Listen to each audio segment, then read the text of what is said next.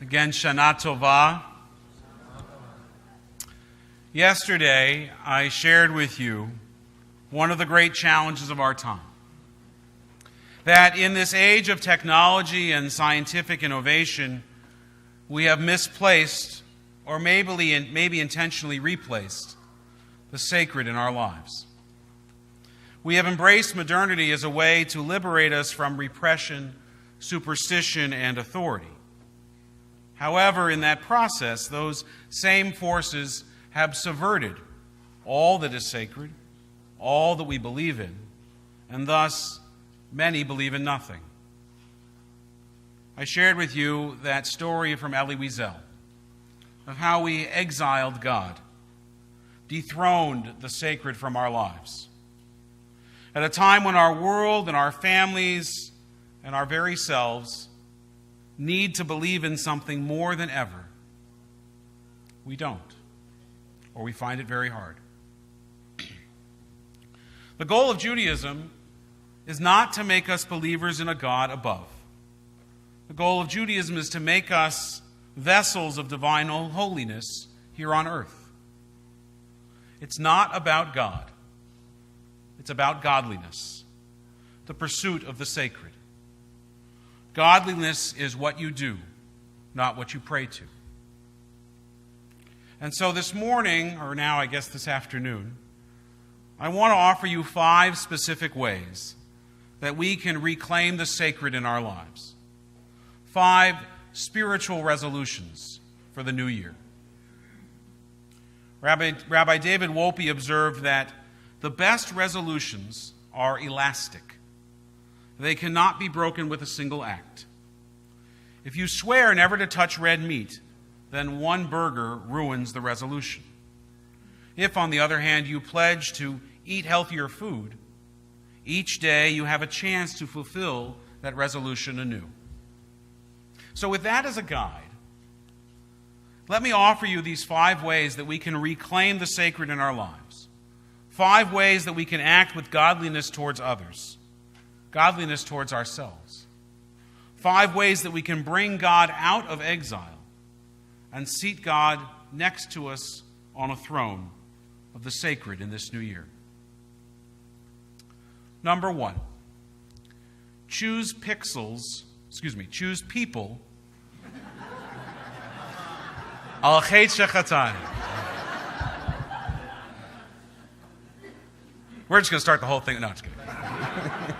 Number 1, choose people over pixels. I shared yesterday that when we check our cell phones, before we check in with the person sleeping next to us or the child running up to us, something is broken. And we've all seen it. We've sat in restaurants and seen couples sitting there, maybe their first night out without the kids in weeks. And they're each looking at their screens and not at each other's eyes. And I speak only from experience, because I've done that too. Smartphone technology and their constant connectedness have disconnected us from one another. 2 Hebrew words are instructive as we confront this modern challenge: Kedusha and Tumah. The first, Kedusha, it may be familiar to you. It's related to the word kadosh, and it means holiness, which probably itself needs a definition. The great 18th century Kabbalistic rabbi Moshe Luzzatto taught that Kedusha is a state in which there are no distractions. It is an experience in which 2 people become so fully united that all else is irrelevant. King David said it poetically. Devaka nafshi acharecha. In this moment, my soul clings to yours. Martin Buber called it an I thou. So if Kedusha is intimacy, then its opposite is Tumah, which would be distance or disconnection. So 300 years before Rabbi Luzzatto, there was another Kabbalistic rabbi. His name was Menachem Rekanti. And he observed that Kedusha is the preservation of the unity of worlds. And that Tumah is a troublemaker who separates close ones. The great rabbinic sages, they struggled with this word tumah, kadosh, holiness. We spent a lot of time on that. Tumah was elusive, difficult to understand. Rashi defined it this way. He said, tumah is a gossiper who separates himself from God. Ibn Ezra said tumah is one who inspires violence and causes a breakdown in society and social relations. The Vilna Gaon, he said that tumah is that thing which destroys a marriage. Think of the tumah in your life, the thing that separates you from others. Each description, the spreader of gossip, the cause of breakdown in social relations, the destroyer of loving relationships, each one of those could apply to the cell phone in your hand, the laptop on your lap, the iPad resting on your knees. Each one of them can separate us when a human being is trying to engage with us, is trying to seek Kedusha. In this new year, resolve to spend more time looking into someone's eyes when you communicate with them. Replace the tumah of an extended text exchange with the Kedusha of meeting somebody panim al panim, face to face, or just snuggling together on the sofa. If you hold hands, it is very hard to also hold your cell phone. Make a promise of presence. A promise of presence. Number 2, take your soul seriously. Like many of you, since the election of this last November, the one over the border, as though I needed to define that for you. The first thing that I do when I wake up every morning is I scan the news online or in print or on television to see what the President of the United States did or said while I was sleeping. And it's often the last thing that I check before I go to sleep as well, as though my knowing will somehow impact his behavior. Alavai. It should only be. Add to that a deep concern for our city, our province, events in Israel, the heart-wrenching stories from around the world, and I have become my own 24/7 news channel. It is easy to pretend that what we watch and how we speak has no effect on us. But the constant pounding of hatreds and dehumanization that marks so much of our media, they have consequences for our character as well. Part of who you are is the sum of the influences you choose. What you watch, who you associate with, how you speak about others, both publicly and privately. Life is a continuous journey of soul shaping. And this year, let us resolve to keep our deeper journey in mind. Turn away from things that are seductive but corrosive. Twitter rants full of bile and Facebook posts that lead to nothing. Or people who continually insult those around them. Or depictions of violence that take savage delight in human suffering. You only get one soul. Don't squander it on unworthy things, things unworthy of its majesty. Take the care of your soul as seriously, or maybe even more seriously, than you take the care of your physical body. We go to the gym to protect our bodies from the eventual decline and rigidity that comes with age and the sedentary nature of many of our everyday lives. How are you protecting your soul from its own decay? From the ravages and assaults that we cannot unsee and will not soon forget. The synagogue is the gym for your soul. Elohai neshama shenatata bi techorahi, atavarata, atayitzarta, atanafachta bi, v'atameshamra bi kirbi. Every morning we say this prayer, a prayer for our soul. We say, the soul you have given me, O God, is pure. You formed it, you shaped it, you breathed it into me. You keep it safe within me. But it is not up to you alone, O God. It is up to me too. I must keep my soul safe as well. Number 3, increase your kindness. To restore the sacred, we have to identify what really matters to us in life. For most people, it's not things that matter most, but relationships, people. The commandment, "You shall love your fellow as yourself," obligates a person to perform acts of kindness towards other human beings. My favorite prayer in the entire Siddur is a passage called Elu Devarim. These are the things. It's an excerpt from the Talmud, and it enumerates some of the commandments that are grounded in kindness. It reads like this: "These are things that are limitless, of which a person enjoys the fruit of the world while the principle remains in the world to come.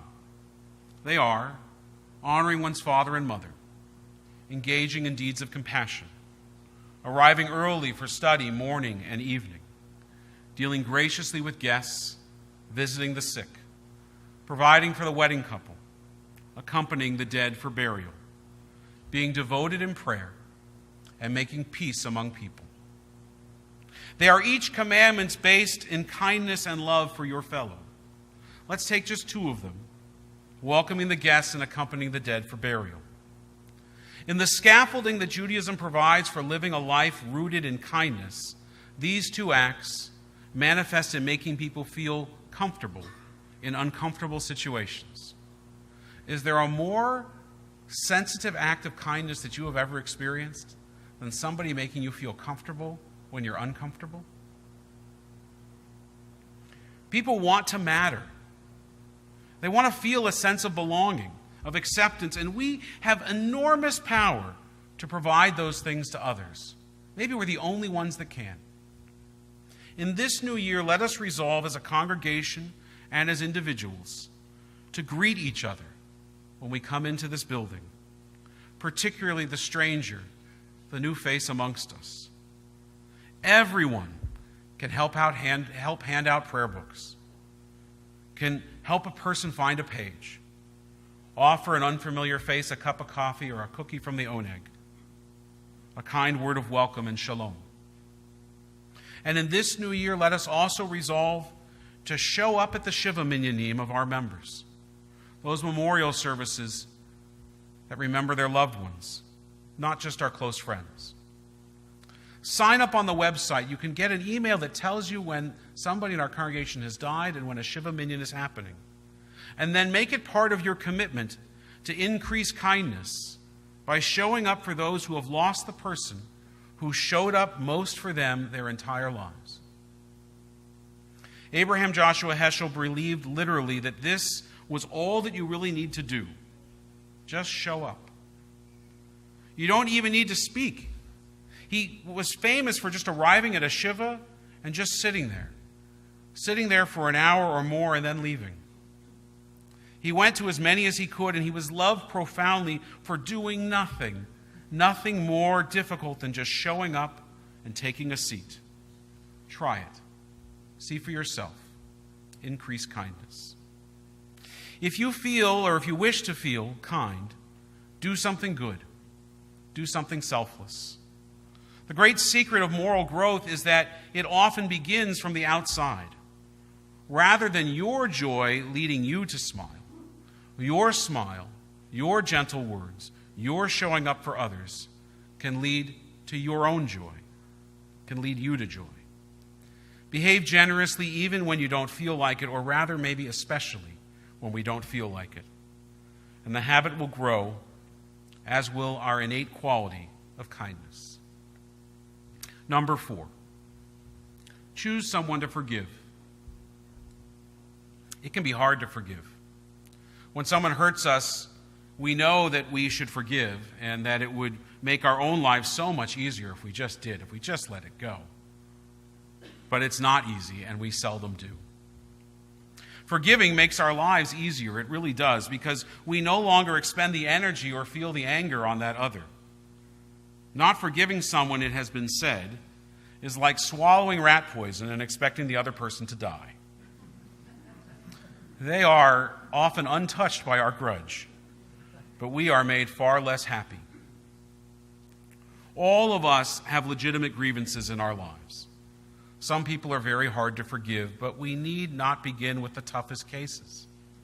small acts of grace will grow. Forgive the person that cut you off on the street. After all, you have cut off people on the street as well, on purpose or inadvertently. Forgive the person who made an unkind remark about you. Choose a place to begin. The more we forgive, the less the world can injure us.